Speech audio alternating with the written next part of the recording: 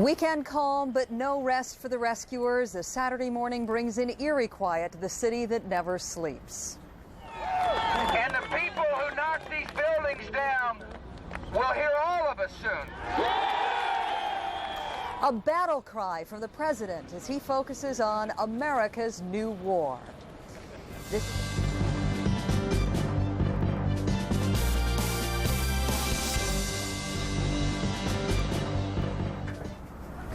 Good morning. This is CNN's continuing coverage of America under attack. I'm Paula Zahn reporting from New York this morning. With us this morning, Bill Hemmer, who is also in the city. He happens to be on the lower streets of Manhattan, below 14th Street. John King joins us from Washington this morning. And Miles O'Brien will be with us from Atlanta all morning long. We begin now with the latest developments on America's new war. Congress has approved a resolution authorizing President Bush to use force against those responsible for this week's terrorist attacks. Lawmakers also approved $40 billion to finance a war against terrorists and to clean up and rebuild the damage from Tuesday's attacks.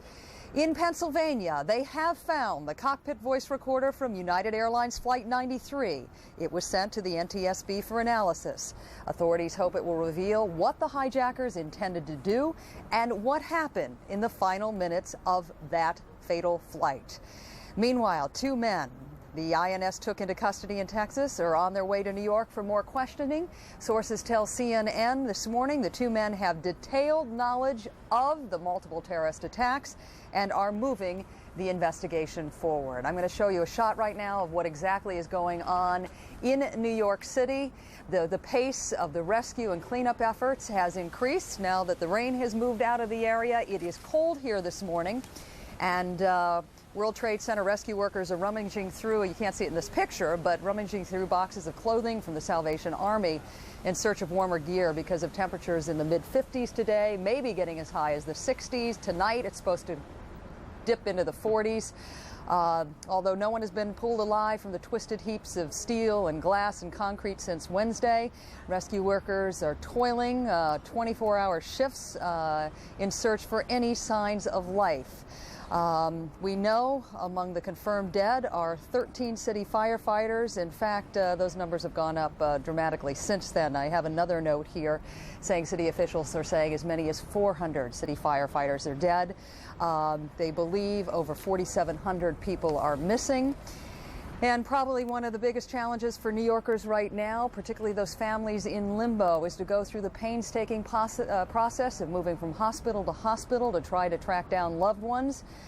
Many of them not aware if their family members ever made it out of the World Trade Center after the initial blast. And right now, Kate Snow gives us a very good idea of what this process is like when you're trying to track down a loved one. Time back. Obviously that package is not ready right now. So we're going to check in with Bill Hemmer, who joins us from the Jacobs Javits Center. Bill, I heard an interesting thing on my way into work. I am told that there are so many professional contractors on duty now that many of the volunteers who have lined up for many, many hours to pitch in are being turned away. Are you finding it down there? In fact, just a few moments ago, there was an announcement made here, Paul, that indeed said that very thing, that the hundreds and hundreds of people, and we showed up here about an hour and a half ago. The line starts here at the convention center. Yes. Right now we're on Manhattan's west side. It snakes down along the block and clear around the way here. There must be upwards of 1,000 volunteers who have come here this morning trying to get on buses to be shuttled down. But moments ago, we were just told that steam fitters and iron workers are the only two groups of people they're looking for right now. We're not sure exactly why, but what we were told earlier, we were given an indication that there are a number of volunteers already on the site, and they're pretty much overloaded at this point. I want to bring in Anthony Pisano in here from Staten Island. Anthony, you were just over the convention center area here when they made an announcement. What did they say? Yes, from what I overheard, they didn't actually speak to me directly, but what I overheard is that they want to get all the professional policemen, firemen, EMT, anybody in the medical emergency service and people in the medical Any chance profession. you'll get in today or no, not? not today, but I did get in yesterday with my local right. and my representatives there. We went in as a group to help out. I want you to hang out here a second. We're going to Sure, get no your story in a problem. moment. First, though, All right. Paula, going to go down to the White House and CNN's John King. Let's check in there now. John? Well, Bill, standing by at another location at our CNN bureau here in Washington, monitoring developments at the White House and across the city. Obviously, a very important time for President Bush. He is up at the Camp David presidential retreat. Vice President Dick Cheney up there as well. The president, we are told, already awake and at work this morning, awaiting his signature. Legislation quickly passed by the Congress authorizing up to $40 billion, the initial down payment for the recovery efforts, also for the increased military operations because of this horrific tragedy. The president yesterday, of course, was up in New York City, also led the nation in prayer as he tries to adopt the role of consoling the nation and delivering a pep talk to those relief workers. Look for a continuation today. He will deliver his weekly radio address.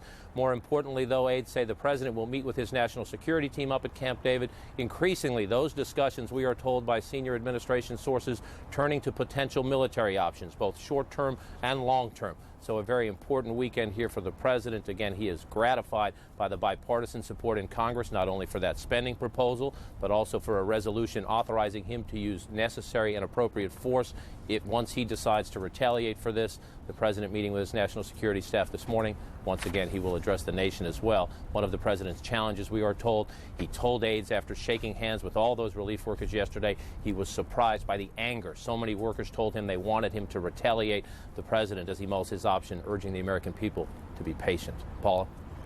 John, what is the strategy for what appearances the president might make in the days to come?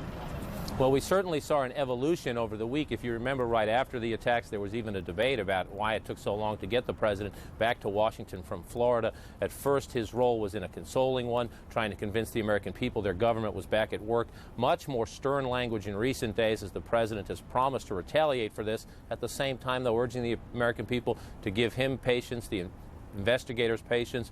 The president now has a dual role, one to plan what we are told will be a sustained military and diplomatic campaign. So as he tries to have the American people on the one hand be patient and wait for a retaliation, at the same time he's trying to build public support for an operation his aides say will not take days, will not take weeks, not even months. It will go on for the rest of the Bush term. So the president, a very delicate challenge here. On the one hand, he has to step up and lead the nation, console it in this moment of grief. On the other, plan for a military response that his aides insist will be unprecedented in scope. John, what is the consensus you're getting there if and when the sustained campaign happens? Is there any hope that the United States or its allies, any of the folks involved in this coalition they're trying to cobble together, will ever find Osama bin Laden? Well, that is a difficult question. We need to make it clear, we need to make it clear it is Secretary of State Colin Powell, of course, who has called Osama bin Laden a prime suspect.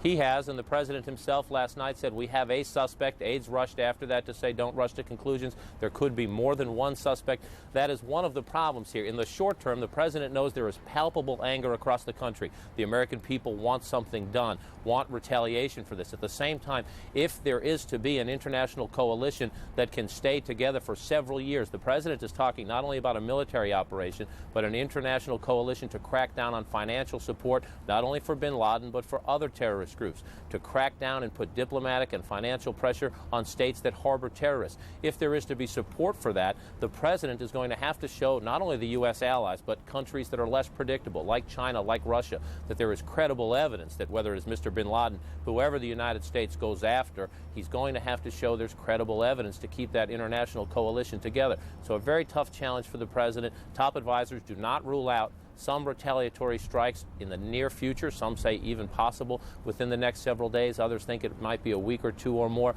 But what they say is most important is that the president build support not only here in the United States, but around the world for, again, what they keep describing as an unprecedented effort. And remember, we went after Mr. bin Laden. The United States went after Mr. bin Laden back in the Clinton administration. 75 cruise missiles launched on Afghanistan and one target in the Sudan. Mr. bin Laden still in operation. That a lesson to the Bush administration that things need to be done differently this time. John, one last question for you. There was a front page story in the New York Times talking about the amount of pressure that the United States government is putting on individual Arab governments right now to cooperate. Can you shed some light on that for us this morning?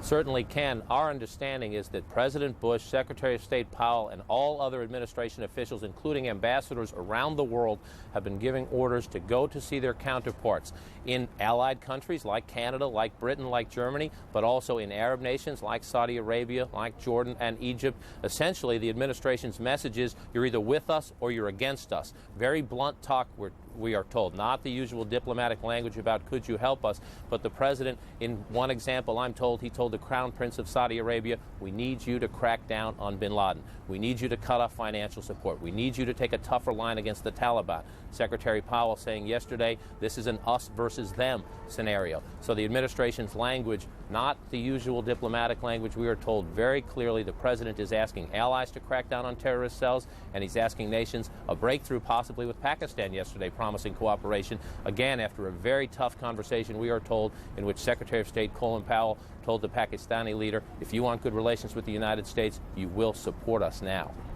All right, John King, thanks so much for that update. We'll see you throughout the morning. Earlier, we were telling a little bit about the process that thousands of New York families are going through. In fact, families from all over the world trying to figure out whether their loved ones were trapped inside the building or if they were able to make it out. And right now, we're going to focus in on a family who is trying to figure out what happened to a firefighter. We do know that of the 400 or so firefighters who were immediately called to the scene, many of them are presumed to be dead. Kate Snow now traces the efforts of one family trying to figure out what has happened to their own. Joseph Crowley is a congressman representing Queens and the Bronx, but he's also from a family of firefighters and police officers, a family missing one of their own. The congressman's cousin, New York Fire Battalion Chief John Moran. John is a wonderful husband and the father of 2 small children, beautiful boys. Duty put Moran at the World Trade Center Tuesday morning. His brother Michael called him.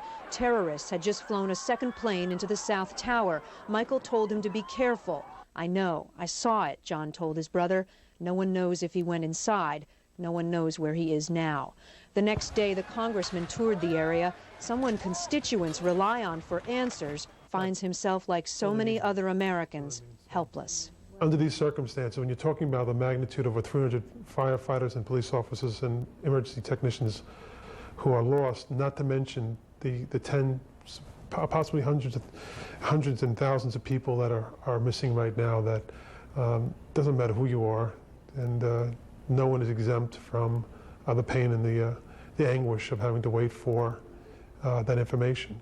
Unlike other Americans, Crowley has the power to make law, his grief reinforcing his resolve. I'm a pretty tolerant guy, but I have really strong feelings about the people who did this, and I haven't really, I don't think I've actually taken it all in yet, and I want something to be done. John Moran was already a hero in Queens. On Father's Day, he helped fight a fire that killed 3 men. At that time, he told Dateline NBC, the firefighter performs one act of bravery in his career, and that's when he takes the oath of office. After that, everything else is in the line of duty. My cousin John. That's all the firemen and firewomen and firefighters, police officers, all these people are very special people. We don't give them enough due. And you can multiply John Moran by 300 more people. There are heroes here that people will never know. Kate Snow, CNN, Capitol Hill. And to add to the misery of families like you just met, there is a call from the mayor of the city for family members to bring to a special center that has been set up downtown toothbrushes, hairbrushes, cigarette butts, anything that possibly could show DNA evidence so investors can ultimately match up remains with specific people and identifications.